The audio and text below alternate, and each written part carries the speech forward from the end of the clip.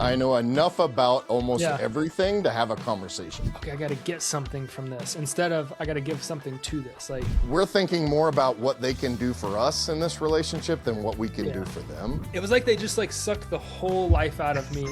You know, after 200 episodes, you are a way better listener than you were, There 2 we go. years ago. Compromise is basically each person losing in a way that they don't feel terrible. They try to disguise a transactional desire with a relationship conversation. Hey, what's up, everybody? Grant Wise here. Welcome back to the Partner and Profit Podcast. Excited for the interview today. We're talking to Kevin Davis. Kevin, man, thank you so much for hopping on and chatting with me for a little bit. Yeah, man, thanks for having me. This is awesome. I haven't done this for a little while, so I'm super excited to sit down. Yeah, that's cool. Well, give us the backstory, man. How did you get to where you are today? It's a long backstory, so I'll shorten it. I've been an entrepreneur for over 30 years, have run multiple companies, have helped companies grow from, I was in the dot-com days. I'm a little bit older, so we took some dot-com startups from, 2 employees to 250 and did that whole thing. And then over time, I have e-commerce brands, I do coaching brands, I've done some television consulting as well, and a little bit of everything. And now primarily what I'm focusing on is my e-com brands, which are retail. And then also my coaching, business coaching and consulting is primarily what I do. Now, in the pre-show, you told me like, hey, strategic partnerships, relationships, that's my superpower. What all did you mean by that? I'm sure, obviously, if you've taken some companies and grown them like that, growing a business through relationships is certainly something that was part of it. But walk us through that. How did it become your superpower? Yeah, so the way I describe that superpower basically is what I call getting a conduit between almost anybody. I feel like I've got kind of this God-given ability, and I'll back up and say I'm a generalist. So I'm one of those guys that can literally talk about, I know enough about almost everything to have a conversation. So what I mean by building a conduit is that I have this ability, and I think it's innate with me a little bit, but it's also learned, and I think anybody can do this, is that you learn how to speak to someone where they are. So if I'm talking to an 8-figure business owner, I'm going to speak to him in certain ways. If I'm talking to a car guy, I'm a big car guy, I talk to him in a certain way. And sometimes those two things, like I was with an entrepreneur yesterday on the phone and we started talking about his C10 pickup restoration product that he wants to do, but we're on a call about his business, right? So that brings that connection. I can talk about my hot rods I've built, what I have in the garage right now, and those kind of things. So whether it's that person or, you meet a custodian of a high school, you can sit and have a conversation with them.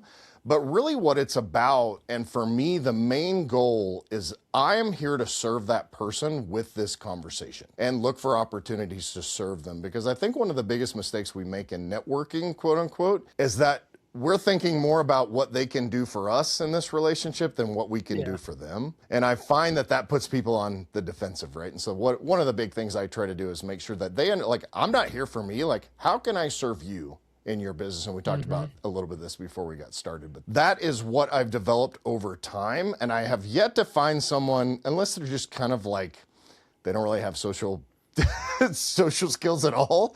I feel like that I can have that good connection with pretty much anybody. I think that, to your point, like if you just show a genuine interest in people, I think it's fascinating how much you learn. Cause I probably would say I could relate to you, like being able to kind of talk to everybody about anything. It's not that I am so smart. I think I've just been so fascinated and so curious about people and things and what they do and how they live their life and all of that kind of stuff that you kind of learn a little bit about. You learn a little bit about a lot of stuff because especially like you told me that you do you've done a lot of podcasting in the past. Like you're basically getting like free coaching sessions in a podcast. Like people are giving you their expertise on everything. And so if you are, genuinely both open-minded and interested in people, and I think it's been a theme in a lot of the interviews I've done is like, well, I just focus on giving more than taking. Like, how can I contribute to this relationship instead of how can I take from it?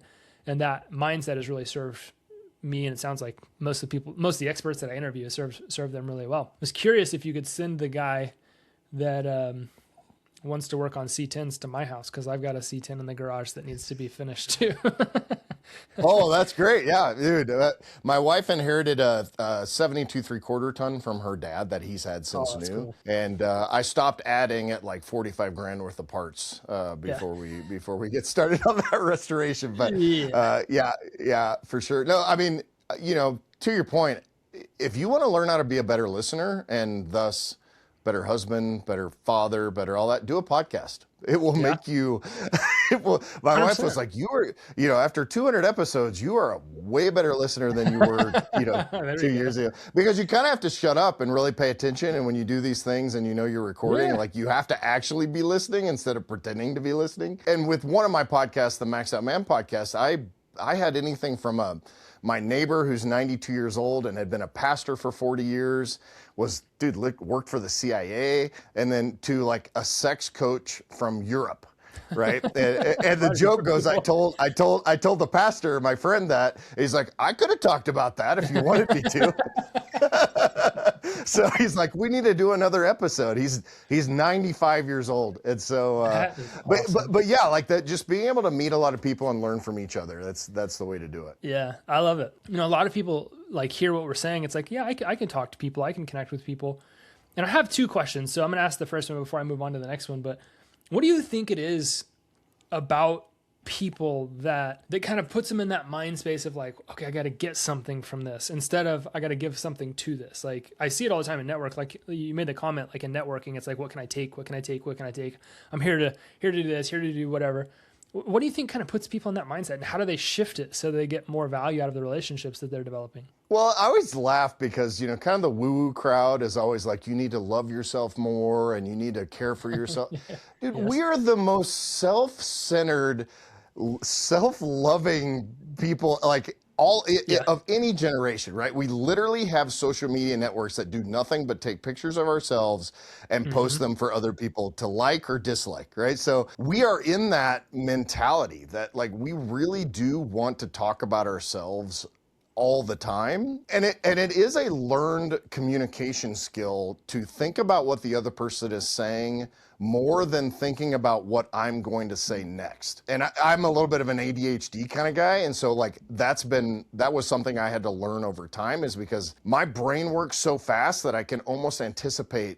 And I think other people are like this. You can almost anticipate what you think they're going to say. I interrupt and that kind of thing. And so really it's slowing that whole process down and understanding that I am important to this conversation, but right now I want to learn more about them, which then makes them want to learn more about me. That's a big part of that. Yeah, I love it.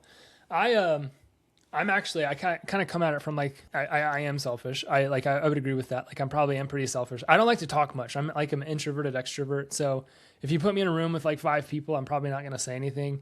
But if you put me on a stage in front of 5,000, I'll crush it. Like, I don't know. That's kind of a weird thing about myself. And so I've gotten really good at asking questions so that people will just talk the whole time so I don't have to. So it is a little like self-serving, but I've always found it fascinating and sometimes funny because like we'll go to dinner with like friends of my wife and then we'll get through the dinner and they're like, now that I think about it, I sat here and talked the whole time. I didn't learn anything about you. And I was like, yeah.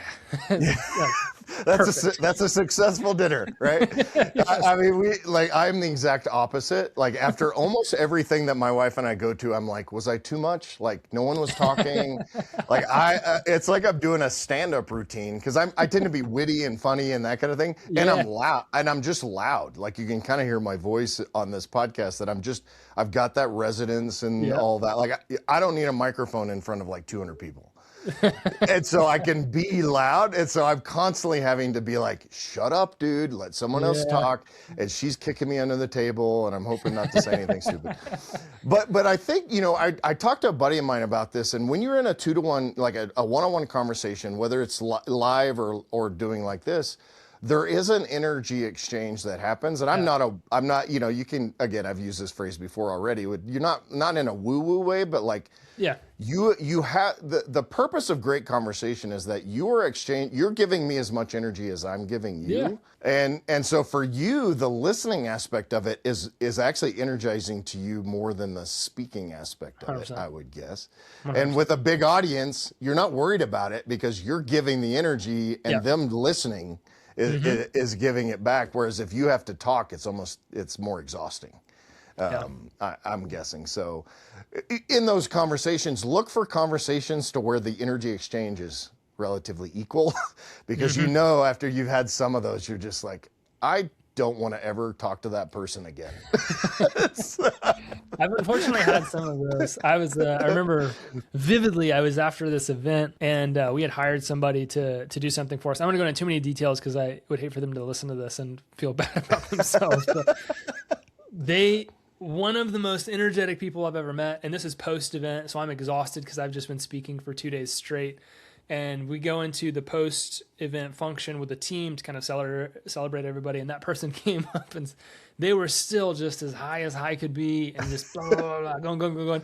And it was like they just like sucked the whole life out of me right then and there. Like after they got done, I was like, I gotta go lay down. Like I'm like, I need a nap after that. They just took it all. Like I don't have anything left. It's over. Yeah. Wild. Okay. So getting back to strategic partnerships, how do you identify a good strategic partner? And then maybe more importantly, like how do the deals get put together? How do you do that to where it makes sense for everybody? Kind of walk us through your process. Yeah. So one of the things that I learned, I used to use this on my podcast. I would use this phrase called, okay, this guest is the how did you get in here guest. And to give more context, I also use that for like events that I've been invited to and circles that I've been invited to. Cause I look around and I'm like, the joke is I'm just waiting for security to come tap me on the shoulder and say, how did you get in here? Right? Like that's, just because of the opportunities.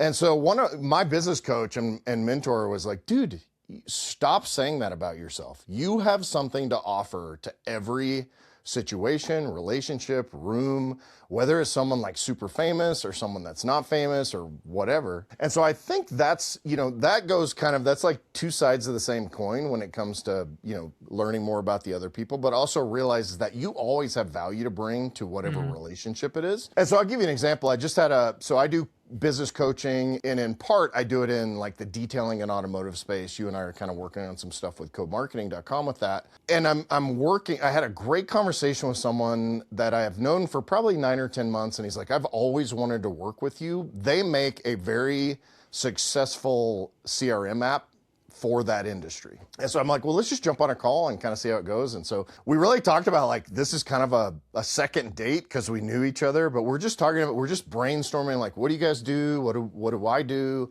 How do we think these things could work together to kind of get those things started? And so I'm going to see them at the end of next week. We will continue, but he's like, at the end of that call, he's like, I love this call. I've got some great ideas. Let me spin them around. And then we begin to talk about it. But in that case, it will be something where I benefit their business by not only helping because I have a pretty good social media presence, push them, push their brand and push their business and all that. But then I actually have something to offer to their network, because if I can do, large group coaching, whatever the offer ends up looking like for their customers, they get a value add of adding high performance business coaching to someone that's paying $300 a month for their software or whatever. And so that typically for me is kind of a great example of how that works.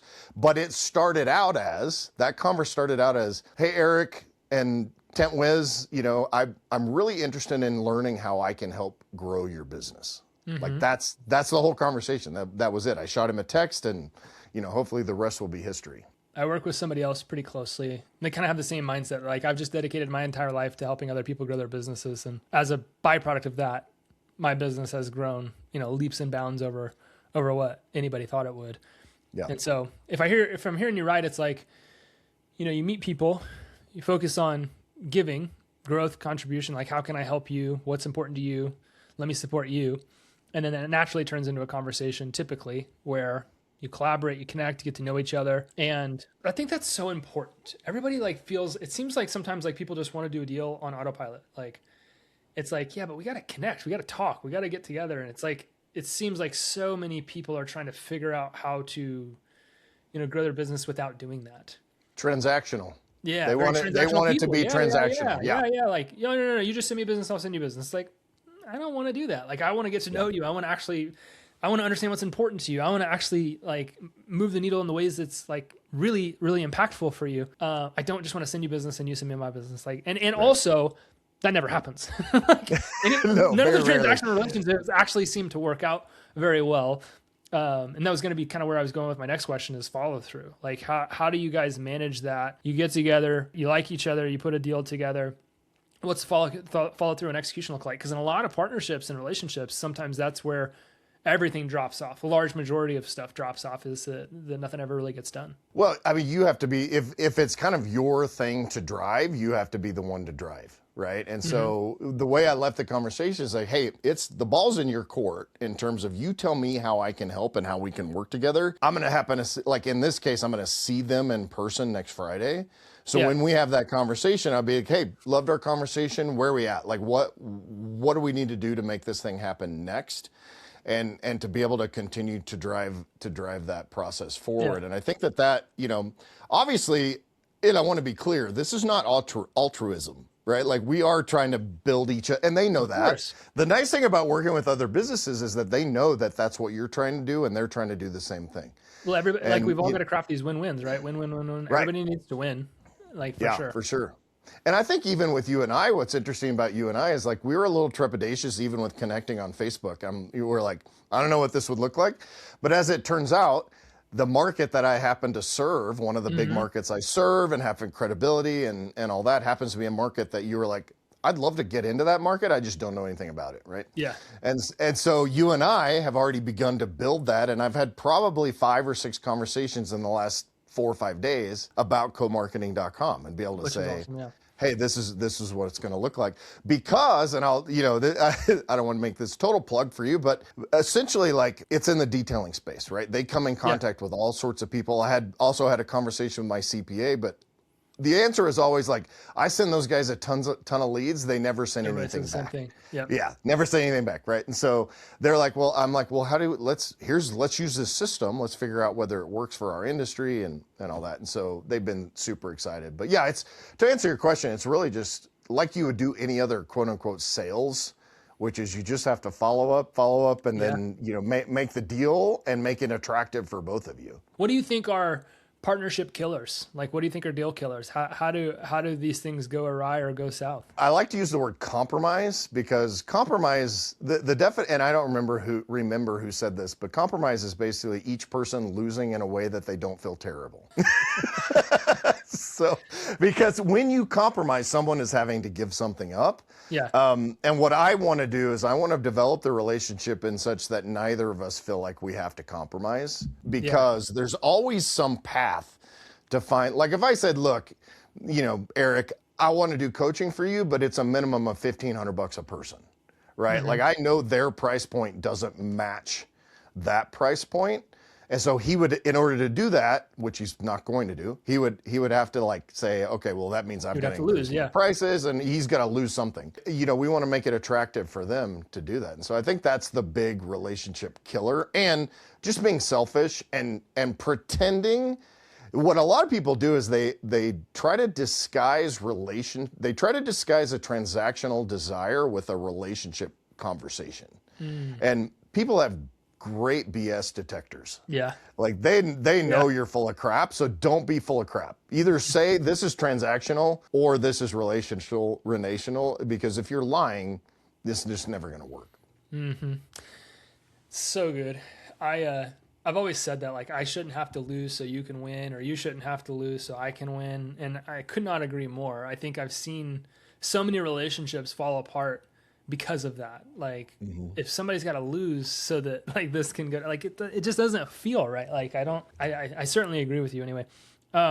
How do you feel just like, as a side note, I talk about that in marriage context. People always say our marriage is 50-50. Well, then you're 50% wrong.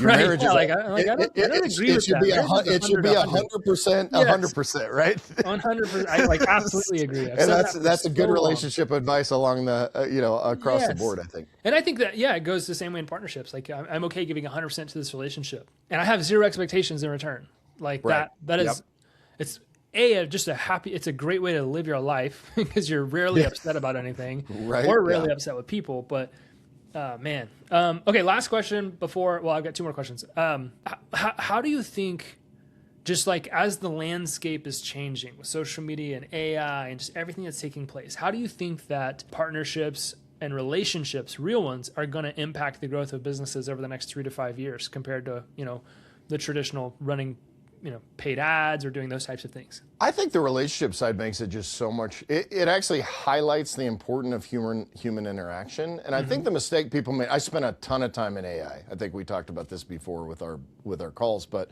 I probably spend 3 or 4 hours in AI every day. And in 2025 is probably 6 or 7 hours. But first of all, AI is dumb. It's not as smart as you think it is. But what it highlights is that these interactions like this, I can use AI as a tool to begin conversations, maybe, or to seek out opportunities or all that. But I feel like now, and if you kind of look at the statistics, even for the younger generation, the whole IRL thing is becoming more important.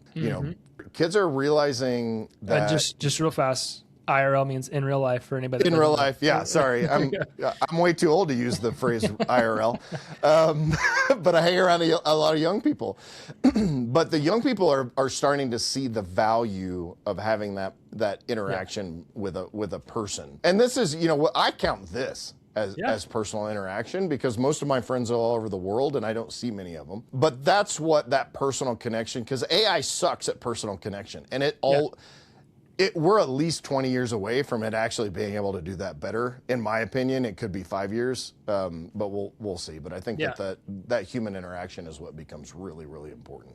Yeah, I couldn't agree more. Okay, last question. How can we, as just the listeners of the podcast, how can we partner with you? How can we help you grow your businesses? So for me, my goal for 2026 is basically to help, and I have twofold, but to help as many business achieve their goals through sales, systems, understanding team, understanding leadership. That's kind of what I do. So I come in and overhaul your business. I look at everything. And the nice thing about that is it's not industry specific. So whether it's an automotive shop, a detail shop, a med spa, all businesses pretty much have the same problems, which is typically lack of process, lead gen, speed to lead, how to handle your sales process, how to lead your teams. And so that's my main goal with that. And I have the men's coaching program, which is primarily for men to help them with, health, fitness, marriage, and business.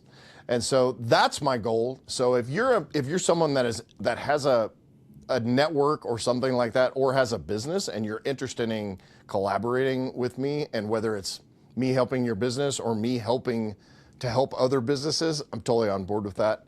And if you happen to be a guy who wants help in those areas, I'd love to collaborate on that as well. Awesome. I love it. If somebody wants to connect with you, how do they do that? Easiest way is just go to maxedoutman.com, or you can just find me on Facebook. It's Kevin B. Davis is the easiest way to do it. Or shoot me an email, maxedoutkevin@gmail.com. So awesome. That's probably the easiest way. We'll make sure that we link up the ways that everybody can connect with you, man. I really appreciate you spending some time with me today. It means a lot. Right, man. Got a lot of value out of the conversation. I know everybody listening feels the same. Dude, I can't wait for us to tell everybody how awesome our collaborative relationship is. Yes. Could not agree more. Could not agree more. Awesome, man. Thank you again. Thank you. And thank you all for continuing to listen to the Partner Profit Podcast. We'll see you on the next episode. Peace.